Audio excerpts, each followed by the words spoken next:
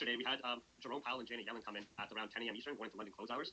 And basically, for those who don't understand, over the last year and a half, the U.S. dollar has been extremely bearish as the Federal Reserve Central Bank increases the money supply, and they've been providing stimulus to the economy and pumping the financial markets, right? The central bank, working with the government, is the reason why inflation has been so extremely high, because they literally printed 40% of all U.S. dollars within the last 2 years, okay? But every single time inflation was rising, the Feds would say that it's not an issue and that it's transitory and that it's manageable, up until yesterday. Yesterday, Jerome Powell finally said that the inflation we are seeing is high risk and it's no longer transitory, and they need to jump in and use their monetary policy tools to start combating this inflation, right? So when they were stimulating the economy, the monetary policy tools that they were using was obviously quantitative easing, asset purchase program, and having interest rates very low. So what this does is take all those U.S. dollars and the Feds go and buy a shit ton of assets. They'll go buy commodities, they'll go buy gold, they'll pump up the stock market, they'll buy real estate and all this other stuff to make sure that the U.S. economy, even though it's suffering and people are out of work, that it doesn't crash, right? So that's why when you look at the U.S. stock market over the last year and a half, from the crash point, it's doubled in value. You know what I mean? So yesterday, Jerome Powell came in and finally said that the inflation is very high risk and we have to start combating that inflation. So what that shows investors in smart money as they start to price in the moves that are going to come next is that they're looking to start raising interest rates in the near future, as well as being more aggressive with the tapering process. If the Fed starts to give even signals towards more aggressive tapering, as well as slowing down the stimulus support and raising interest rates,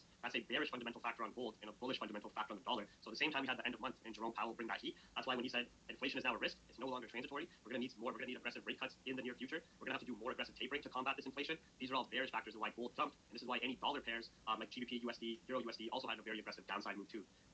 Hey, Jeevan. Oh. Hey, Jeevan. Yes, speak to Jeevan now. Hello? Yep.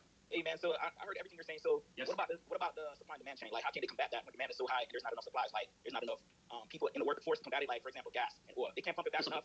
I'm going to be completely honest with you. Yeah.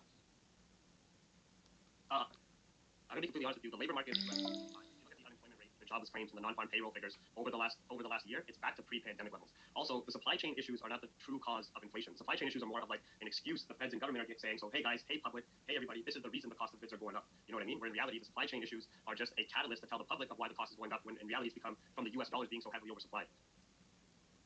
Because if you look at the actual like non-farm payroll figures, if you look at unemployment rate, jobless claims, all that stuff is back to pre-pandemic levels.